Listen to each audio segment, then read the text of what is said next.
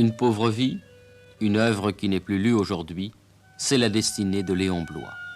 Les plus vives critiques lui ont été adressées, égocentrisme monstrueux, ingratitude du cœur, calomniateur. Ce que personne n'a pu contester, c'est sa foi et sa sincérité. Un illuminé, a-t-on dit de lui, et c'est là où l'on approche de plus près le personnage. Il a été détesté de tous et aimé de quelques-uns. C'est à ces derniers que nous avons demandé des témoignages en sa faveur, à sa fille, Madeleine Souberbiel, professeure de musique, à son gendre, l'organiste Édouard Souberbiel, à deux amis, Georges Auric et Stanislas Fumet, un professeur qui lui a consacré de nombreux livres, Jacques Petit, un autre professeur qui l'admire, Monseigneur Baron, un évêque qui lui doit son sacerdoce.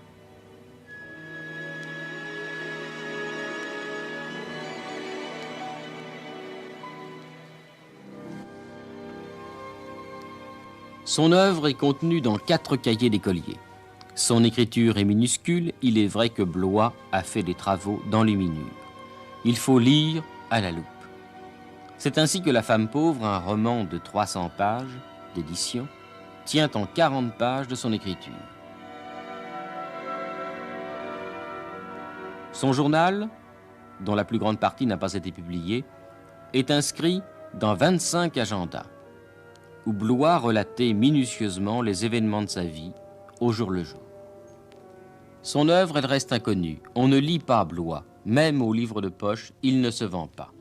1884, propos d'un entrepreneur de démolition. 1885, le pâle. 1887, le désespéré.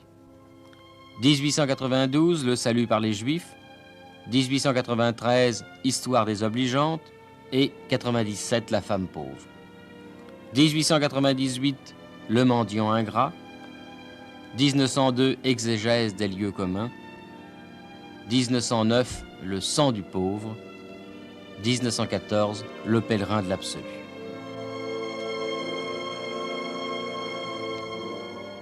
Deux époques dans la vie de Bloy, avant la rencontre avec Anne-Marie Roulet, une prostituée qu'il voulut sauver de la déchéance, après Anne-Marie Roulet, la fausse existence tranquille. Le 11 juillet 1846, il naît à Périgueux, dans une famille où règne l'austérité. Son père, fonctionnaire, ne laisse aucune place aux effusions. Sa mère, très effacée, n'a pas droit à la parole. Léon Bloy apprend le dessin, l'enluminure, et à 18 ans, il part pour Paris, ayant rejeté toute l'éducation religieuse qu'il avait reçue. Mais le jeune homme ne demande qu'à se tourner vers Dieu, et en 1867, il se convertit. Dès lors commence pour lui l'expérience mystique. Mais il faut vivre. Il collabore à différents journaux, Le Chat Noir en particulier, où l'on découvre un Léon Bloy outrancier dans ses propos et dans son comportement. Et en 1877, il rencontre une prostituée, comme celle-ci. Elle s'appelle Anne-Marie Roulet, et il va partager avec elle 5 ans de folie mystique. Aventure mystique qui a d'ailleurs fort mal tourné, si je peux dire, puisque Anne-Marie Roulet n'a certainement pas pu supporter l'effort, la tension que lui imposait la vie avec Bloy, et elle est devenue folle en 1882. Comment les amis de Bloy voyaient-ils cette liaison? Je crois qu'ils ne la voyaient pas. Je pense que Bloy n'a pas parlé de cette liaison à la plupart de ses amis. Je ne sais exactement qui était au courant. Barbé d'Aurevilly, avec qui Bloy était très lié à cette époque, l'ignorait absolument et s'est imaginé je ne sais quoi. Landry, peut-être, qui était aussi un ami intime, a su, mais assez peu de choses. Peut-être Villiers de l'Isle-Adam ou Huysmans, mais encore je n'en suis pas certain.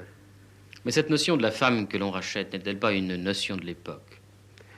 Évidemment, on est bien tenté de penser que Bloy est en train de vivre un thème hugolien.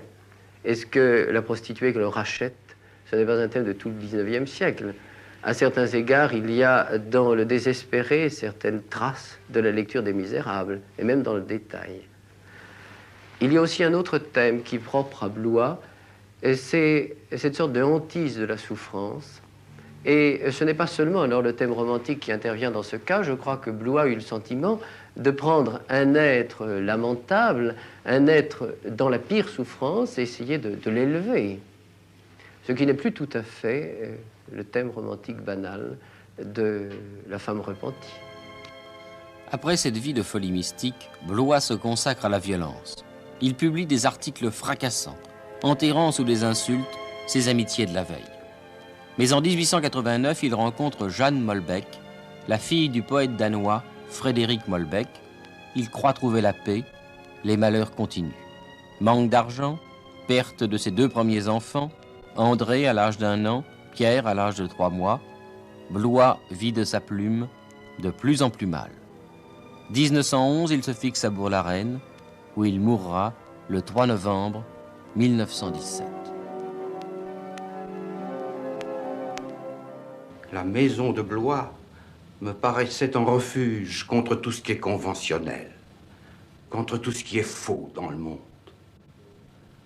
On venait à lui pour prendre un bain de simplicité, un bain de vérité, dont on continuait de ressentir le bienfait quand on l'avait quitté. Ce qu'on ressentait aussi, très fortement, peut-être plus fortement encore en sa présence, c'était sa bonté. Léon Blois était un être essentiellement aimant. Tous ses amis disent la même chose. Il ne vivait que par le cœur. Il n'avait jamais vécu que par le cœur. Je me rappelle que vers la fin de sa vie, comme les médecins lui disaient qu'il avait le cœur fatigué, il écrivait à l'un des miens: « Il paraît que j'ai abusé de cet organe. » Et il disait bien vrai.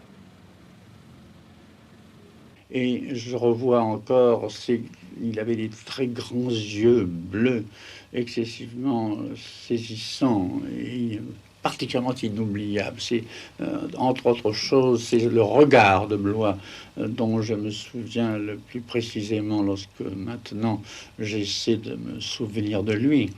Et je revois donc cet homme m'ouvrant sa porte, me recevant spontanément, les bras ouverts, me faisant rester le plus longtemps possible pour bavarder.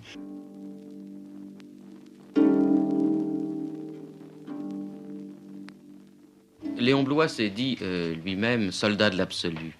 Quel est cet absolu de Blois? Oh, c'est extrêmement simple. Pour Blois, l'absolu, c'est de partir de Dieu et d'aller à Dieu. Il est parfaitement simple.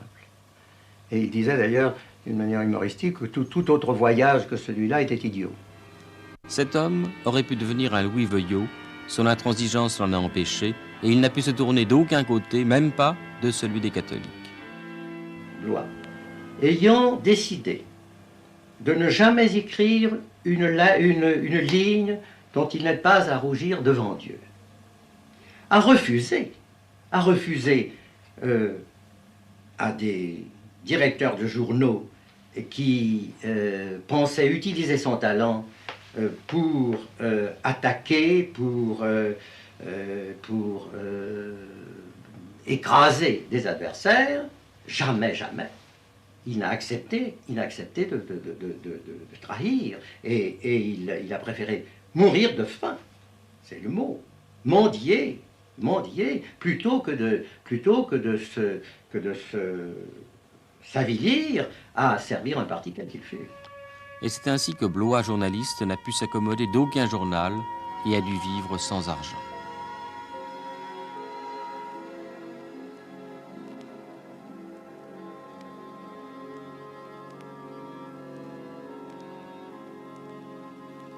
Il y avait, hélas, les angoissantes questions matérielles auxquelles il fallait bien qu'il fasse allusion quelquefois, parce que vous savez que la vie quotidienne de Blois était une chose absolument ahurissante. On se demandait chaque semaine comment allait s'achever la semaine. On se demandait de quelle façon on pourrait trouver l'argent qui permettrait de tenir. Et on le trouvait, il y avait toujours ce miracle de la charité merveilleuse, de gens anonymes d'ailleurs, dans la plupart des cas, et qui, par admiration pour un homme qu'il plaçait très haut, estimaient que c'était leur devoir de bien se conduire envers un tel écrivain, et par conséquent, lui adresser une espèce d'hommage qui se doublait il faut bien le dire, d'un peu d'argent. Et ça, c'était très émouvant, et ça n'avait rien de sordide, et c'était le contraire du Blois dont on a dépeint le comportement très souvent comme celui de quelqu'un qui était employant un terme très vulgaire, une espèce de tapeur. C'était exactement le contraire. Moi, je n'ai jamais entendu Blois réclamer de l'argent à quelqu'un. Il pensait que c'était une chose simplement très juste, hein, qu'il reçoive ce qui lui était dû. Et après tout, la justice, si on peut donner à ce terme son sens le plus authentique. Après tout, la justice, c'est sans doute ça, c'est qu'un grand écrivain reçoive ce qui lui est dû. Se heurtant sans cesse à des problèmes d'argent, Blois a conçu plus qu'une philosophie de l'argent, une mystique de l'argent. Car Léon Blois a dit sur l'argent comme sur la pauvreté des choses d'un ordre qui semble invraisemblable, mais qui explique beaucoup de choses. En réalité, c'est surtout sur ce point-là que l'on pourrait dire, comme Albert Béguin l'a fait, que Léon Blois est le grand prophète de notre temps. Il y a là des choses qu'on ne pouvait pas imaginer avant lui. Il appelle par exemple l'argent le sang du pauvre. Et il explique que le pauvre, c'est Jésus-Christ. Par conséquent, le riche est quelqu'un qui retient l'argent, qui le crucifie. Et on voit alors pourquoi Blois dit que l'argent est ce qui donne la vie ou qui l'ôte. On vit de l'argent, on meurt par manque d'argent. Or, comme il a manqué d'argent toute son existence, il en avait une connaissance très personnelle, extrêmement vivante, et qu'il a toujours trouvé le moyen de ramener à son absolu divin.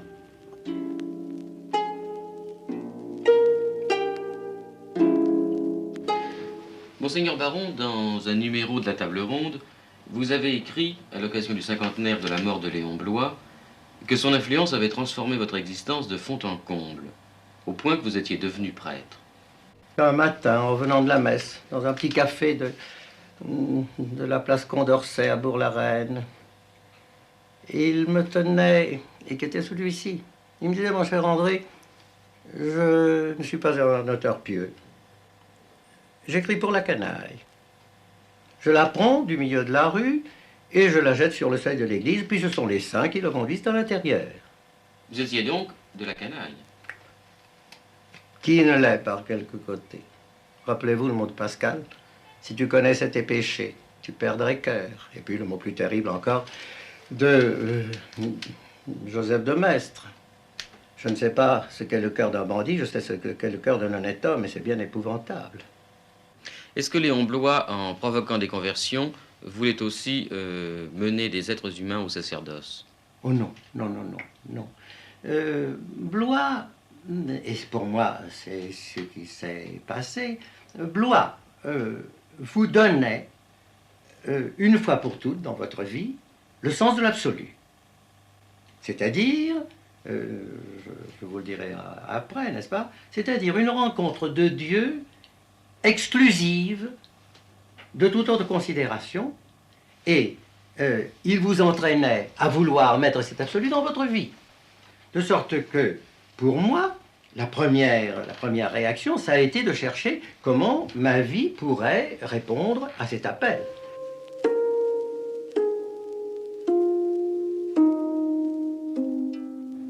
Nous étions en 1910. Quelle était la résonance de Blois?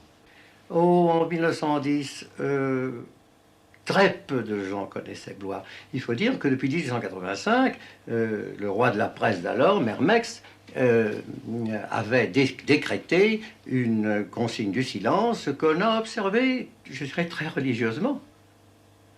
Et ces livres étaient très peu connus. C'est le Mercure de France qui les éditait. Et le Mercure de France n'était pas un éditeur de premier plan, de tout premier plan. Alors, on ignorait Blois. Moi, je crois que pour nous, ça a été, je dirais, providentiel, en ce sens que nous attendions le seul livre qui, à ce moment-là, dans l'état d'esprit où nous étions, pouvait nous attacher à Léon Blois. Et ce livre? Mais c'est Le sang du pauvre. Le sang du pauvre. Le titre seul est déjà suggestif. Et c'est un livre terrible. C'est peut-être, pour moi, c'est peut-être le plus grand livre de Blois. Ça lui parlait juif aussi, mais enfin. Je dirais que nous fûmes, dès l'introduction, complètement bouleversés par une phrase qui est celle-ci: le riche est une brute inexorable qu'on est forcé d'arrêter avec une faux ou un paquet de mitraille dans le ventre. Vous imaginez, pour des anarchisants, quelle exultation ce fut de lire cette phrase sous la plume d'un catholique. Mais nous continuâmes à lire et nous vîmes que quand Blois parlait du sang du pauvre, il parlait du sang du Christ. Et que étaient riches tous ceux qui, à travers le visage du pauvre, n'aperçoivent pas le visage de Jésus-Christ. Ah, alors nous étions des riches, nous aussi. Puisque cette vérité fondamentale du catholicisme, nous l'ignorions nous-mêmes, quoique ayant été élevés catholiquement.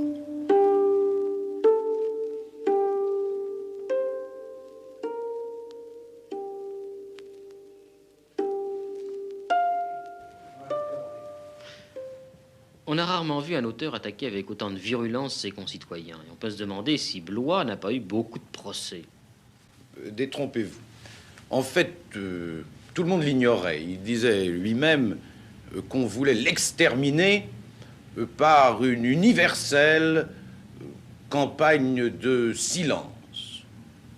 En réalité, ce qu'il y a d'étonnant, c'est que, par exemple, dans un livre, dans une publication comme Le Pal, où l'on trouve à chaque ligne matière à procès, attaque virulente contre ses ennemis, ses anciens amis, eh bien, à ma connaissance, et je ne crois pas me tromper, Blois n'a eu qu'un seul procès. Quel fut ce procès? Cet unique procès de Léon Blois? Il fit les beaux jours de la chronique parisienne.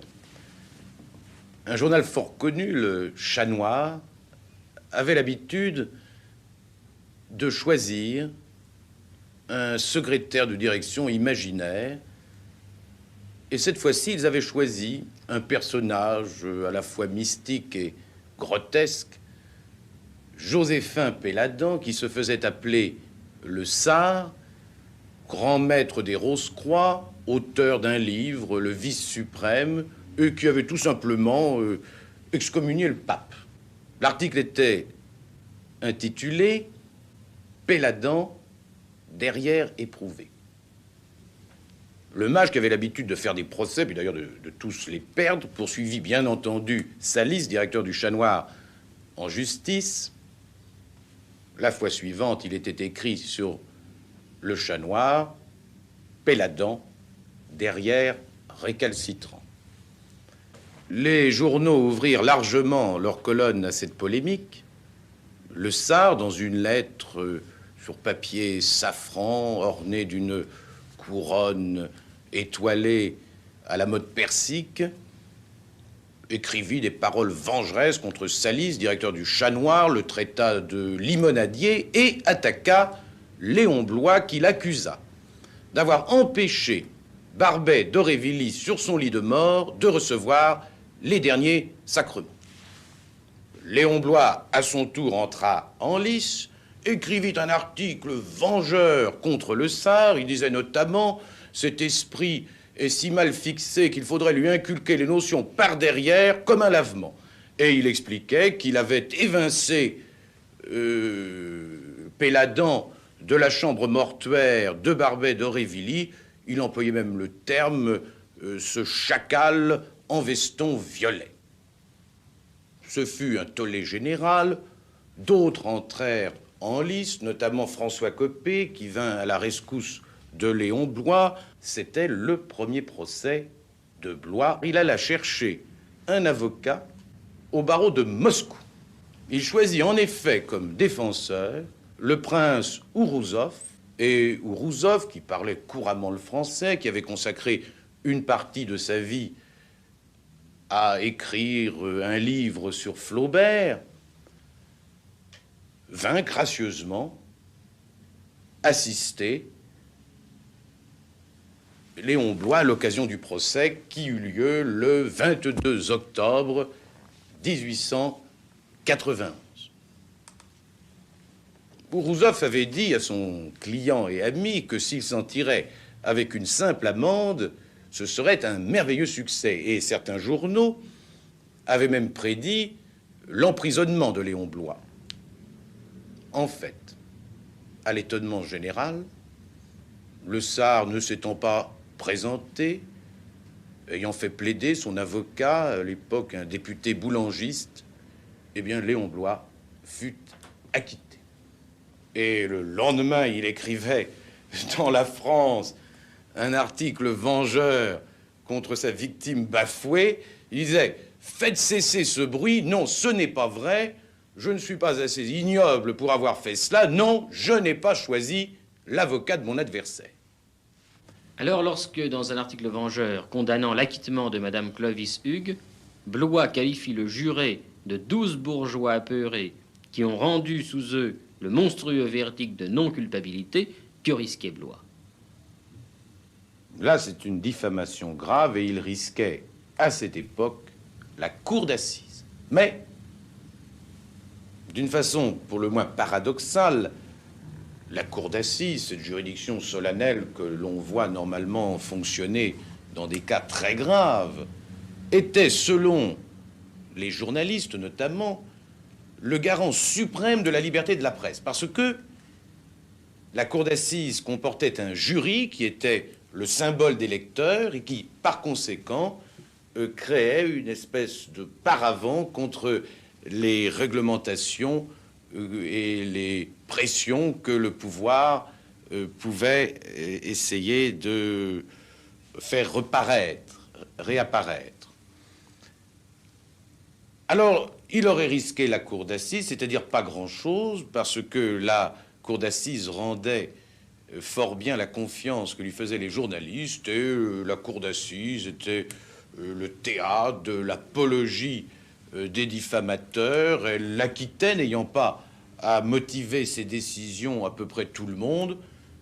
Elle a duré longtemps, jusqu'en 1944, où l'on a, d'une façon uniforme, décidé que tous les délits de diffamation et d'injure étaient soumis au tribunal correctionnel.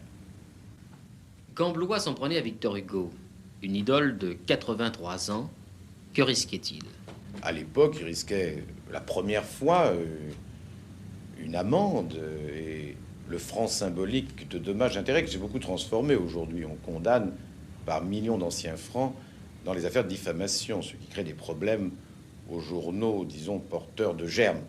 Tant qu'il disait du mal des pièces de Victor Hugo, d'Hernani, on ne pouvait rien lui dire. Mais j'ai relevé dans le livre une attaque très personnelle qui, elle, aurait été indiscutablement sanctionnée par un tribunal lorsqu'il dit, ce n'est dans le PAL, ce lama imbécile dont personne n'ignore la pitoyable sénilité intellectuelle, la sordide avarice, le monstrueux égoïsme et la parfaite hypocrisie comme grand-père et comme citoyen. Ben, voilà un condensé de diffamation et d'injures. La part est difficile à faire d'ailleurs dans ce texte, qui, à coup sûr, si l'idole de l'époque, je ne pense pas que c'était dans ses intentions, il ignorait Bloy comme les autres, avait voulu poursuivre, aurait entraîné à coup sûr une condamnation. Maître, je vous remercie pour toutes ces précisions. J'en ajouterai une qui vous concerne, si vous le permettez. reproduisant tous ces textes, il faut le dire, diffamatoires et injurieux, avec un certain plaisir. Je vous ferai remarquer que vous les avez reproduits également. Eh bien, disons que je suis dans le même cas que vous. Eh bien, vous et moi, nous tombons sous le coup de la diffamation envers la mémoire des morts. Eh bien, nous plaiderons. Les jugements de Léon Bloy déroutent. Les jugements de Léon Bloy déroutent parce que il faut, avec lui, se placer à son point de vue. Alors, ces jugements, il les puisait dans sa foi et pas du tout dans son observation.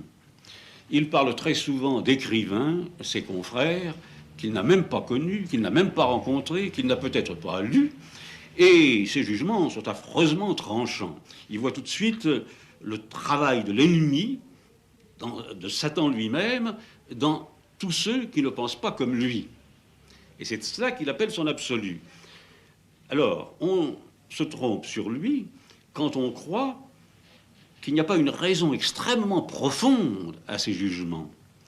Mais on ne peut pas dire non plus que ce soit des jugements psychologiques, ce sont des jugements mystiques. Et d'autre part, Léon Bloy est quelqu'un de toujours concret. Sa mystique n'est pas du tout une évasion, bien au contraire. Elle est une incarnation plus profonde et plus terrible en quelque sorte, n'est-ce pas, de la colère de Dieu ou de la volonté de Dieu ou de l'amour de Dieu. Car tout cela ne fait qu'un chez lui. Et alors il répond à cet amour de Dieu par un amour de Dieu qui n'a pas d'égal à notre époque. Ce qui est extraordinaire, c'est de voir à quel point la sincérité religieuse de Bloy allait loin et comment elle était indéracinable. Et jamais, par exemple, il n'a cru que finalement, les choses qu'on lui avait promises n'arriveraient pas. Si elles lui sont arrivées, c'est évidemment au-delà de sa vie, après la mort, parce qu'on n'en a vu que de faibles indices dans la vie qu'il a pu mener.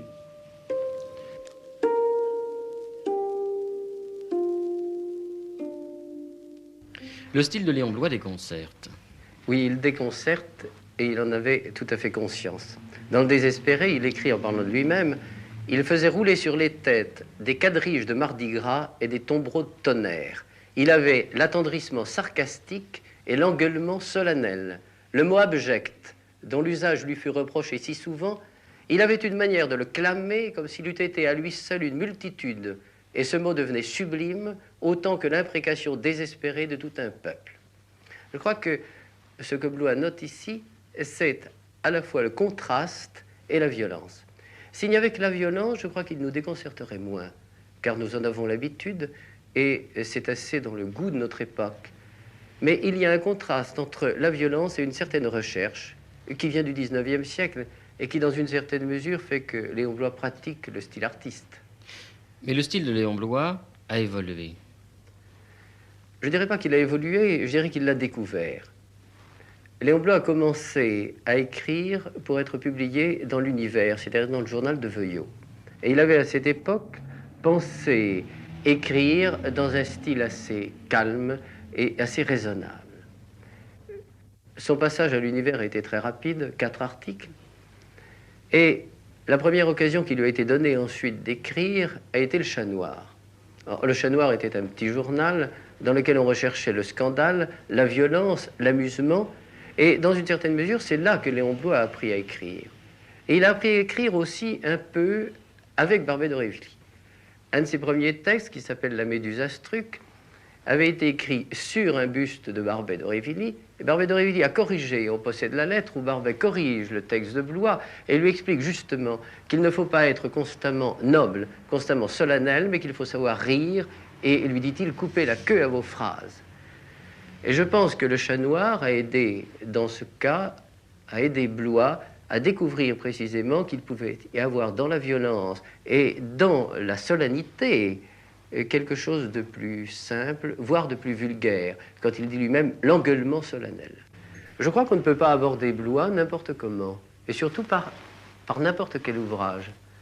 Il me semble pour ma part que le mieux serait de commencer par ou bien les histoires désobligeantes ou Sueur de sang plutôt, qui sont des contes assez courts, qui laisse peut-être au lecteur plus de possibilités de s'insérer dans cet univers, et poursuivre ensuite avec La femme pauvre, qui est un roman, encore que Blois n'est pas tout à fait un romancier, mais qui est un roman dans lequel on peut pénétrer plus facilement.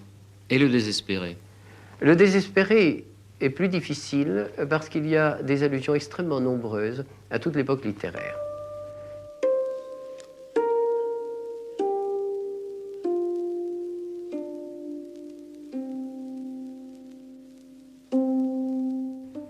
Quand on parle de cette vue de Blois, de cette vision de Blois, cette vision du monde, on pense que Blois était finalement un désespéré.